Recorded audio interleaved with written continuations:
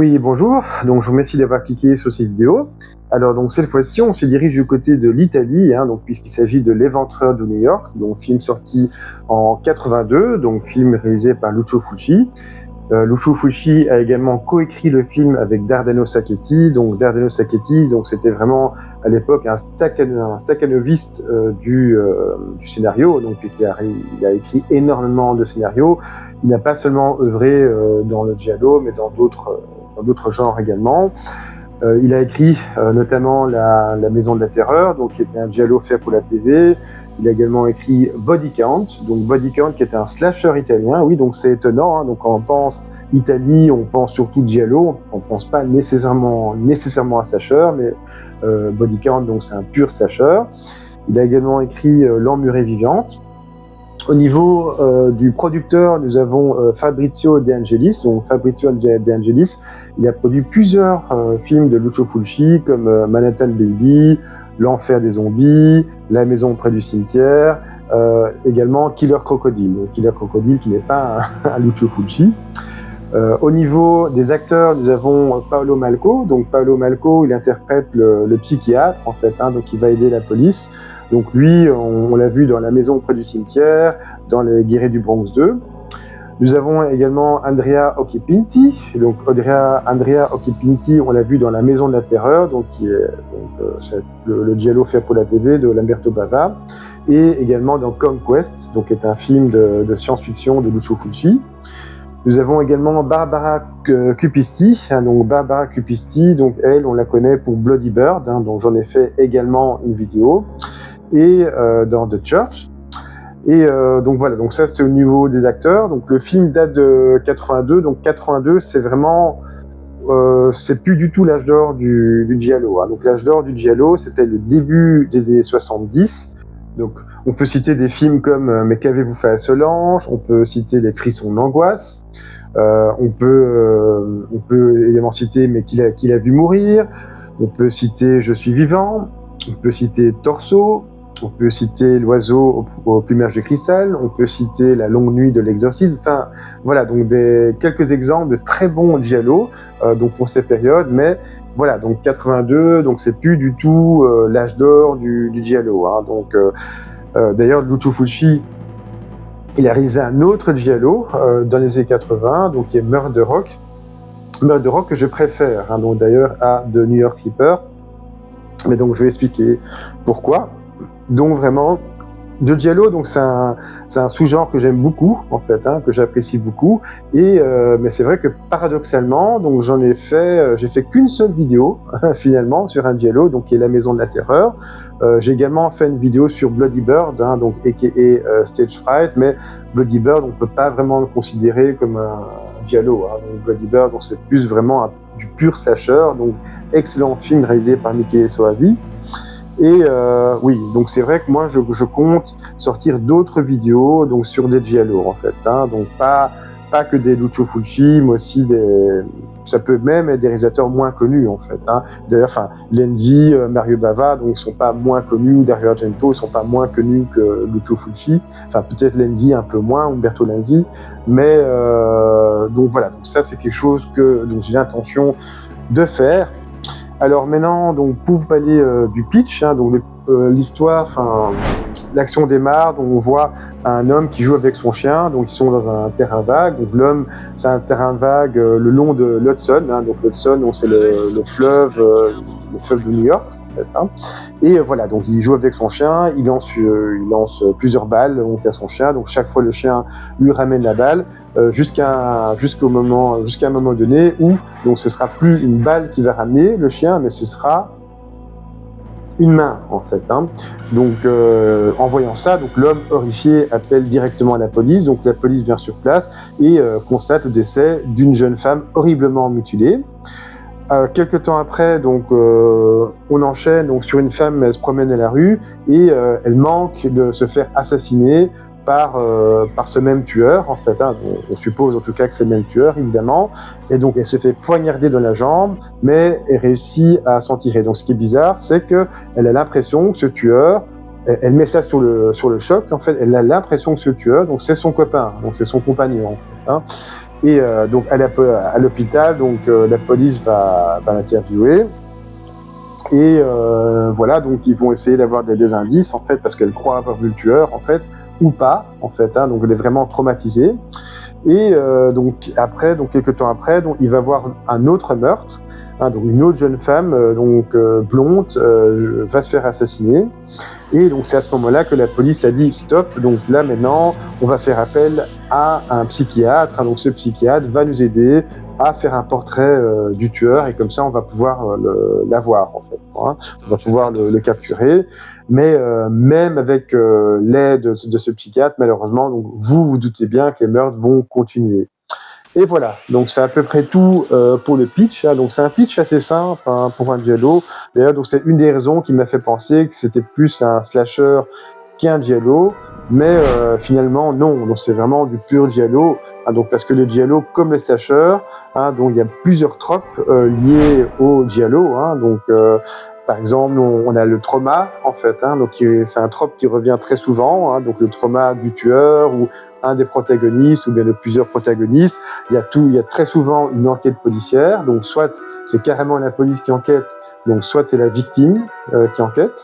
Notamment, on voit ça dans L'Opéra du Cristal, hein, donc Sam Damas. Lui, il enquête en fait vraiment parce que la police le soupçonne, et donc du coup il est obligé d'enquêter pour quelque part se tirer l'affaire en fait, quoi. Mais bon, ça change rien au fait que c'est lui-même qui enquête, en fait. Hein. Donc, je disais, oui, on a une enquête policière, on a le trauma, on a une certaine stylisation, en fait. Hein. Donc, ça, c'est vraiment propre au giallo. Le giallo, donc, se passe très souvent dans un monde bourgeois, en fait. Hein. Vraiment, des gens qui sont bien nés, on va dire. Hein. Le giallo, donc, c'est aussi un sous-genre très urbain. Hein. Donc, 9 giallo sur 10 se passe dans une ville. Hein. Donc, il y a quelques exceptions, mais là, comme ça en tête, j'ai juste 2 exceptions, donc qui sont La Longue Nuit de l'Exorcisme de Lucio Fulci, donc c'est un excellent giallo du début des années 70, et nous avons également La Maison aux Fenêtres qui rient, un autre excellent giallo de Pupi Avati, et la fin est vraiment terrible en fait dans ce film. Voilà, mais sinon vraiment c'est un sous-genre très urbain. Hein. Donc il y a aussi le giallo est souvent aussi teinté d'érotisme, vous voyez. Donc le giallo est aussi très beau, il y a une certaine élégance en fait. Hein. Et voilà, donc c'est une des choses qui m'a déplu justement dans cet éventreur de New York. C'est je retrouve pas donc ce côté élégant, ce côté beau. Oui, il y a le côté comment dire urbain. Oui, c'est dans le film bien entendu, hein, puisque ça se passe à New York, en plein New York. Oui. Le film se passe dans un milieu plutôt, comment dire, de bourgeois, en fait. Hein. Même, voilà, le côté bourgeois, c'est seulement montré à un moment dans le film, en fait. Hein. C'est vrai qu'il y a vraiment un couple qui est vraiment bourgeois, mais les autres victimes ou quoi, c'est pas, voilà, on peut pas vraiment les appeler des bourgeois, en fait. Mais en tout cas, il y a au moins un couple de bourgeois.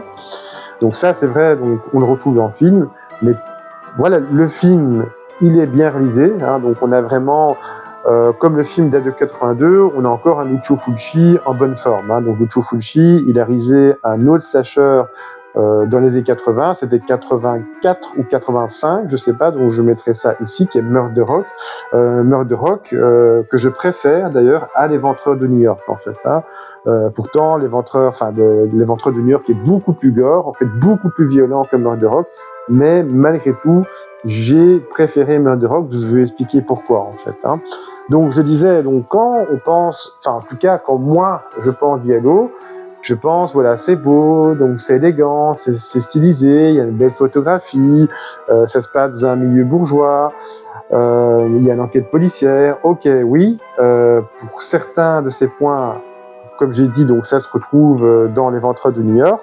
Mais par contre, le côté beau, le côté elle est bien filmé. Enfin, oui, le film est bien filmé, je veux dire, mais on a droit vraiment à un film assez craspec, assez glauque, hein, donc on a vraiment droit à une photographie du New York du début des années 80. Donc c'était quand New York était vraiment dangereux. Hein, donc faut savoir. Donc maintenant quand on voit New York c'est même le Bronx, même les Queens, maintenant ça a été complètement gentrifié. Donc c'est rempli de bobos. En fait c'est plus du tout le New York du début des années 80. Hein, donc qu'on voyait très bien, notamment dans Maniac en fait, hein, de William Lustig. Hein, c'était vraiment New York insécurisant, dangereux, la criminalité était vraiment à son pic en fait, et donc c'est bien montré dans le film de Lucio Fulci, hein, donc il nous filme aussi un New York un peu interlope en fait, notamment avec la fameuse 13e rue, hein, donc avec tous les cinémas porno, avec les rabatteurs, avec les prostituées, enfin bref, tout ça c'est très bien montré dans le film. À mon avis, toutes ces scènes ont été filmées sans autorisation, donc ça, on verra ça dans la partie production après le trailer. Mais voilà, donc le film a un côté sale, un côté craspec, un côté glauque. Voilà, donc il m'a un peu dérangé, surtout en sachant qu'on parle vraiment d'un Lucio Fulci en bonne forme. Hein, donc c'était vraiment c'est le Lucio Fulci de l'au-delà, c'est le Lucio Fulci de la maison près du cimetière, c'est le Lucio Fulci de Frayeur. Voilà, donc Lucio Fulci il a commencé à être malade vraiment à la toute fin des années 80, début années 90. Là, il commençait vraiment à devenir malade et ça se ressentait vraiment dans la qualité de ses films en fait. Hein, donc ses films sont vraiment allés en déclinant, hein, donc vraiment, donc, au plus il était malade, au plus la qualité de ses films déclinait, ce qui est normal, hein, donc c'est humain, évidemment. Mais voilà, donc ça c'est quelque chose que j'ai pas trop aimé. J'ai pas aimé non plus le côté misogyne. Donc le film est vraiment très misogyne, hein. Donc c'est toutes des jeunes femmes souvent blondes qui se font assassiner, mais vraiment d'une façon horrible en fait, hein. Donc par exemple il y a une des jeunes femmes, elle va le tueur donc va casser une bouteille avec le tesson de bouteille. Il va lui plonger le tesson de bouteille dans les parties génitales en fait, hein. Donc c'est vraiment assez cru, d'assez mauvais goût, on va dire, hein, donc pour Lucio Fulci. Il y a une autre jeune victime blonde, encore une fois. Elle est ligotée à son lit, au barreau, hein, donc au barreau de son lit, et le tueur, donc c'est une scène très cruelle, il va l'énucléer, en fait, hein, il va lui crever l'œil avec une lame de rasoir, en fait. Hein, et donc cette scène, c'est montré en une seule prise, en fait. Hein, il n'y a pas de cut, on voit vraiment la lame du rasoir qui transperce, qui traverse l'œil. En fait, c'est vraiment une scène assez dure, en fait. Hein. Donc, comme diraient pour les anglophones, not for the squeamish, en fait. Hein. Donc, je sais plus comment on dit en français, désolé. Mais voilà, en tout cas, il faut avoir l'estomac bien accroché pour cette scène. Il y a une autre scène qui, selon moi, voilà, est-ce que c'est vraiment utile de montrer cette scène? On voit une bourgeoise, elle va dans un bar assez mal famé, hein, dans les bas-fonds de New York, et elle va boire un verre, et il y a un des clients qui va venir à sa table, et il va un peu discuter avec elle, il va un peu la draguer, et il va même lui donner du plaisir, en fait, avec son gros orteil, en fait. Ah, donc c'est une scène que je vais pas montrer sur YouTube, j'ai pas envie de me faire censurer, mais en tout cas je peux montrer le début de la scène, mais voilà, enfin bref, vous avez très bien compris ce qui se passait dans la scène. Voilà, est-ce qu'on a vraiment besoin de voir ça? Il y a aussi une autre scène où un des suspects, en fait, hein, donc il se rend dans un bar, en fait, hein, donc encore une fois dans ce New York interlope, hein, du début des années 80, et il va assister à un spectacle, et ce spectacle, donc c'est un jeune couple qui est en train d'avoir des rapports sexuels en vrai, en fait, hein, donc pour de vrai. Voilà, donc encore une fois, est-ce qu'il fallait vraiment montrer ça? Est-ce que c'était vraiment utile? Je ne sais pas, en fait, hein, donc voilà, donc c'est un peu trop voyeuriste à mon goût, pour moi, donc c'était pas utile en fait. Hein, il y avait pas vraiment. On comprend que le tueur, donc c'est quelque part un maniaque sexuel, mais voilà. Et puis le côté, je suis pas trop fan quand le tueur appelle, donc chaque fois il appelle la police pour les narguer, et chaque fois ils appellent avec une voix de canard. Mais est-ce que c'était vraiment utile de parler avec cette voix de canard, même si on apprend pourquoi à la fin du film.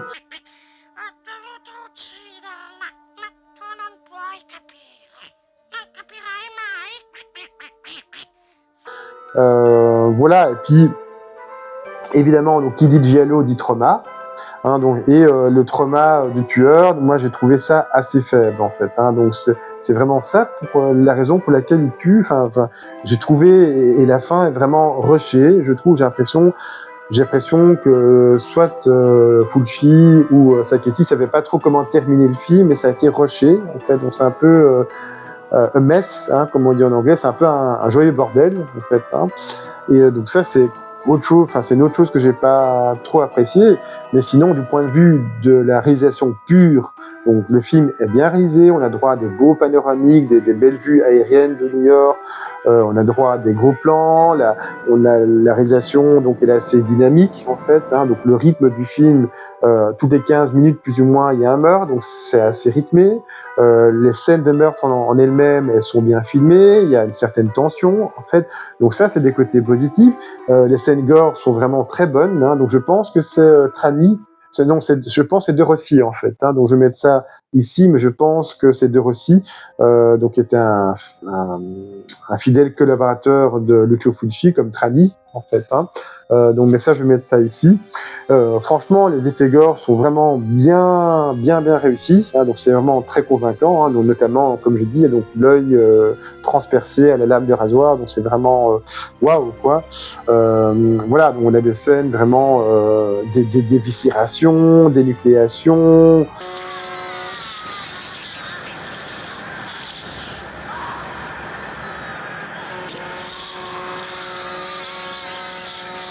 D'égorgement, le tesson de bouteille dans les parties génitales de la femme. Ouais, donc c'est vraiment bien foutu avec tous les bruitages. Donc souvent il y a un bon travail sur le son en fait dans les Lucio Fulci. Donc ça c'est aussi un bon point en fait. Donc toujours ce travail également sur le son. Mais non, pas dans le son, la musique, voilà, elle est anecdotique. Moi, j'ai pas spécialement retenu le score des Entrées de New York. Mais voilà, donc c'est vraiment pour moi, donc c'est un Lucio Fulci de façon paradoxale en petite forme, alors que justement on était en pleine possession de ses moyens. Encore une fois, donc c'est une des raisons pour lesquelles je préfère Murder Rock à cet Éventreur de New York. Donc pour moi, c'est vraiment un giallo mineur en fait, donc on peut pas le ranger du tout du côté des films que je vous ai cités en début de vidéo en fait, non c'est pas possible en fait, donc comparer je sais pas l'Éventreur de New York avec les Frissons de l'angoisse ou Qu'avez-vous fait à Solange ou La maison aux fenêtres qui rient, c'est pas possible pour moi en fait, et voilà, et encore une fois, donc les acteurs ils sont bons en fait, donc là j'ai rien à dire sur l'acting est correct en fait, donc c'est pas des super acteurs, mais on va dire ils font le taf. Donc on a droit à un bon body count, donc même si la plupart des victimes donc c'est des jeunes femmes en fait, tuées de façon vraiment très cruelle, c'est très démonstratif, très gore en fait. Voilà, donc ça me déçoit un peu de Fulci. Voilà, donc encore une fois, en sachant que c'était vraiment le Fulci de la bonne époque, pourtant, en fait. Voilà, donc tout ce côté misogyne, vulgaire, gratuit. Voilà, donc c'est des choses qui, pour moi, ça va pas c'est pas en la faveur du film, en fait. Donc pour moi, il y a plus de points négatifs, malheureusement, que de points positifs, en fait. Voilà, maintenant, pour le côté psy, donc ça, je vais pas en parler, donc parce que comme a dit mon ami grec, Grégory Valkoviak, donc c'est pas un sujet que je maîtrise, en fait. Donc là, je vais pas commencer à développer, donc tout, comment dire, l'aspect psychologique du film. Donc il y a très souvent, donc dans la plupart des giallo, il y a toujours cet aspect psychologique qui revient, donc cet aspect trauma qui est aussi présent évidemment dans ce film. Mais voilà, donc c'est un peu à la truelle, je trouve. Voilà, je n'ai pas envie de me répéter, mais voilà, écoutez, donc c'était un peu mon avis donc sur l'Éventreur de New York. Donc là, maintenant, je vais vous passer le trailer. On se voit juste après. À tout de suite.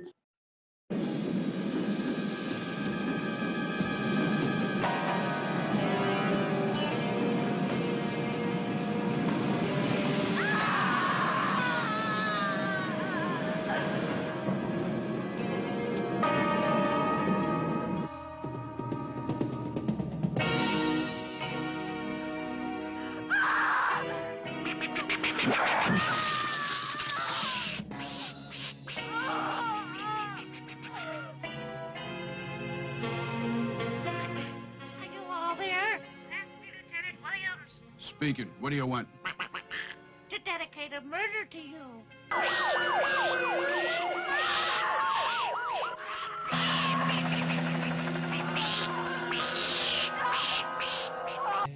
Somebody called for you. Yeah, who? A guy with a strange voice. Said he'd call you back. He sounded just like a duck. Just like a duck. The guy who attacked her is our friend who calls and talks like a duck.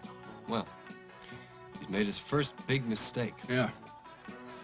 Anyway, we've got all 5 boroughs alerted, and we'll also inform all the radio stations. Shouldn't be too hard to find a guy missing 2 fingers in his right hand. Poor dumb cop. You don't think I'd be so hours to let you pinpoint me with your stupid tracing machines, do you?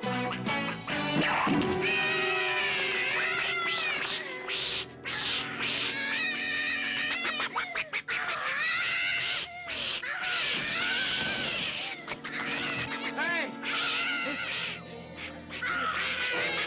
Hey!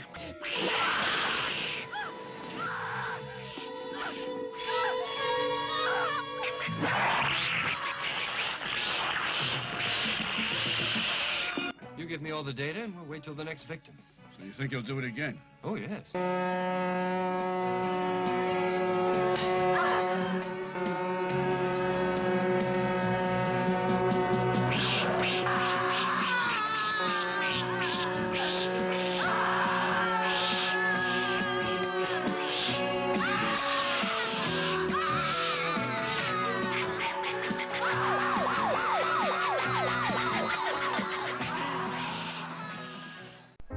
Oui, voilà. Écoutez, j'espère que le trailer vous a donné envie de voir ou de revoir donc ce giallo tardif de Lucio Fulci. Donc je voulais juste ajouter quelque chose au niveau des tropes du giallo. À plusieurs moments dans le film, on voit le tueur appeler la police, donc au téléphone. Donc ça, c'est aussi un trope qu'on retrouve régulièrement dans le giallo. Alors maintenant, je vais vous parler un peu de la production. Donc le film a été tourné en 8 semaines, de fin août à octobre en 81. Le film a été tourné à New York pour les extérieurs, donc les intérieurs ont été filmés à Rome, plus exactement les studios de Paolis, dans la province du Lazio. Donc pour les extérieurs, donc c'était à Staten Island, donc à New York City, à la Columbia University, également donc, au Cavalier Hotel, également à Manhattan, également à Times Square en fait. Et il y a encore d'autres extérieurs, mais donc voilà, donc j'ai donné les principaux extérieurs. Le budget du film, donc c'était entre 1,8 à 2 millions d'euros, hein, donc ajusté avec l'inflation. Au niveau du box-office, le film a rapporté un peu plus de 3 millions d'euros, donc c'est un succès moyen, on va dire. Le film a été produit par Fulvia Films. Je vous donne quelques exemples des films qu'ils ont produits. Donc nous avons Zombie Holocaust, Paganini Horror, donc qui va bientôt sortir, hein, d'ailleurs en Blu-ray français, qui est un film assez étrange d'ailleurs, mais pas inintéressant. L'au-delà, La maison près du cimetière, Killer Crocodile. Le film a bénéficié d'une sortie cinéma dans plusieurs pays, dont l'Italie, bien entendu, et également aux USA. Le film ne fait pas partie de la fameuse liste des Videonestis. Par contre, d'autres films de Fulci en font partie, comme La maison près du cimetière, L'enfer des zombies ou encore L'au-delà. Par contre, donc en Angleterre, le film a été banni et il n'a pas pu être vendu avant 2002. La British Board of Film Classification, la BBFC, donc ils ont censuré le film, mais voilà, comme j'ai dit, ce film ne fait pas partie de la liste originale, donc la liste officielle des 72 films de la liste des vidéos Nestis. Donc par contre, le film fait partie de la section 3 des vidéos Nestis. Donc ça signifie, le film a été confisqué par la police, mais on n'était pas poursuivi officiellement devant un tribunal. Donc si on possédait ce film, si le vendeur de vidéoclub possédait ce film, il n'était pas poursuivi officiellement devant un tribunal. Voilà, maintenant quelques trivia. Le rôle principal avait initialement été proposé à Katrina McCall, donc on l'a vu jouer dans La Cité des Morts Vivants, L'Au-delà, ainsi que La Maison près du cimetière, donc de Lucio Fulci. Elle se serait montrée quelque peu méfiante et du coup elle a décliné l'offre. Donc ça aurait été sa deuxième collaboration avec Paolo Malco. Donc Paolo Malco, donc on a vu dans La Maison près du cimetière. Dans la version anglaise, la voix de Jack Hedley, donc qui interprète le lieutenant Fred Williams dans le film, il est doublé par un autre acteur en fait. C'était les débuts de Barbara Cupisti.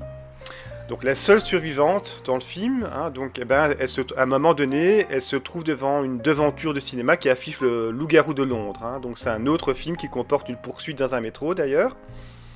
Donc c'est un petit clin d'œil de Lucio Fulci. La musique composée par Francesco De Masi, elle est d'inspiration jazz-funk, américaine dans l'esprit, avec quelques touches électroniques pour rehausser certaines scènes.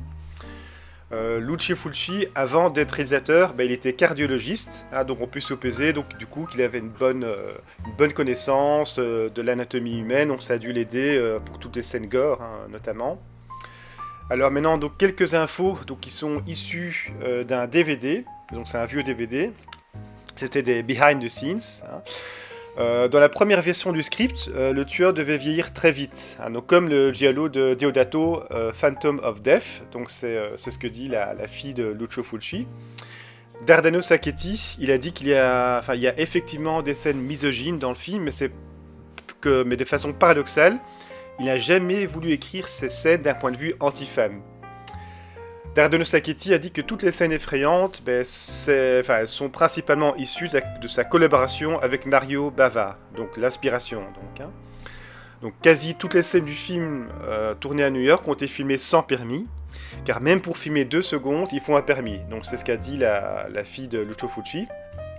La fille de Lucio Fulci nous dit également qu'ils ont filmé dans certains quartiers très dangereux de la ville. Et comme j'ai expliqué dans la vidéo qui précédait le trailer, on est vraiment au début des années 80, donc la ville, New York, était vraiment au pic de sa criminalité. Donc l'équipe, forcément, elle avait une certaine crainte, mais en fait, tout s'est bien passé. Donc il y a même des gens du quartier qui ont aidé l'équipe du tournage à garder les curieux à l'écart. Donc encore une fois, c'est un témoignage de la fille de Lucio Fulci. L'acteur Howard Ross, c'est un petit marrant, donc il s'est rendu dans l'hôtel dans lequel l'équipe séjournait avec son maquillage de personnes décédées depuis quelques jours, donc son visage était vraiment en décomposition, mais contrairement à ce qu'on aurait pu croire, en fait le personnel, il n'a pas été effrayé, donc il n'a pas réagi comme il aurait voulu, parce que qu'est-ce qui s'est passé? Donc ils l'ont juste remercié et salué, donc ils étaient très pros, et donc ils savaient que l'équipe tournait un film d'horreur, donc du coup forcément ça a déçu l'acteur. Voilà, donc ça c'est un peu au niveau anecdote. Maintenant au niveau du support physique, donc là il y a encore beaucoup à dire. Nous avons le Blu-ray de Ecstasy of Films. Attention, malheureusement, il est peut-être plus en stock, donc ça à vérifier. Donc le format vidéo, c'est du 16:9. Le format cinéma, c'est du 2:35. Au niveau des langues, nous avons l'anglais, le français et l'italien. Donc au niveau encodage vidéo, c'est du DTS HD Master Audio 2.0. Sous-titres français. Apparemment, la version intégrale, c'est la version anglaise. Donc la version anglaise sous-titrée français. Alors au niveau des bonus, il y a beaucoup. Donc le Digibook comprend un livret de 40 pages, donc qui est limité, attention, donc ce Digibook est limité à 1200 exemplaires. Alors nous avons comme bonus Don't Fear the Reaper, donc qui dure 26 minutes. Donc c'est une rencontre fort sympathique avec Almata Suska, donc c'est un paradoxe très nature qui joue le jeu d'interview, carrière avec franchise et simplicité. Nous avons Des souvenirs qui déchirent, qui dure 22 minutes. Donc là, c'est un entretien inédit avec Antonella Fulci, qui est la fille du cinéaste, qui regrette que son père n'ait pas été considéré à sa juste valeur de son vivant. mort avant de connaître le succès. Nous avons The Reaper Files qui dure 24 minutes. Donc là, c'est des souvenirs croisés des comédiens Renato Rossini, donc Howard Ross, Barbara Cupisti et Zora Kerova. Donc ils reviennent sur leur casting pour le film, sur quelques moments du tournage à Rome et à New York, et ils évoquent leurs partenaires. Nous avons la musique du sang qui dure 17 minutes. Ça, c'est un entretien avec Daniele de Gemini, donc, qui est le co-responsable de Beat Records, qui est une maison de disques italienne spécialisée dans dans la musique de film. Nous avons 2 ou 3 choses que je sais de Lucio, qui durent 20 minutes. Donc ça, c'est deux entretiens compilés avec le scénariste Dardano Sacchetti, donc, qui raconte sa collaboration Amour-haine avec Lucio Fulci. Nous avons Le peintre du diable, qui dure 17 minutes. Donc ça, c'est un entretien avec l'illustrateur Enzo Ciotti. Donc c'était le créateur de l'affiche du film. Donc il évoque une époque sans ordinateur où son travail, ça consistait pas seulement à aller comme aujourd'hui à l'essentiel, sans inventivité, mais vraiment à se creuser les méninges. Nous avons Souvenir de la 42e rue, donc qui dure 82 minutes. Alors là, The Ecstasy of Film, ils ont ajouté une liste de suppléments au documentaire produit en 2015. Donc ça va intéresser vraiment les fans du genre, tous les fans du genre qui se respectent. Nous avons également une bande-annonce, donc la bande-annonce dure 3 minutes et 20 secondes. Comme sur l'édition américaine de Blue Underground, The Ecstasy of Films propose également le CD de la bande originale de Francesco De Masi. En fait, il se trouve que Blue Underground, donc la boîte de William Lustig, ils ont produit et édité en 2019 une nouvelle restauration 4K, mais malheureusement, The Ecstasy of Films n'a pas souhaité, ou bien ils n'ont pas pu reprendre, malheureusement, donc cette nouvelle restauration, donc c'est qui est fort dommage. Donc c'est tiré d'un master qui date de 2009-2010, également de Blue Underground, mais qui est apparemment toujours très bon en fait. Même en 2026, ça tient toujours la route. Voilà, écoutez, cette vidéo s'achève, donc je vous remercie d'avoir visionné cette vidéo et je vous dis à la prochaine.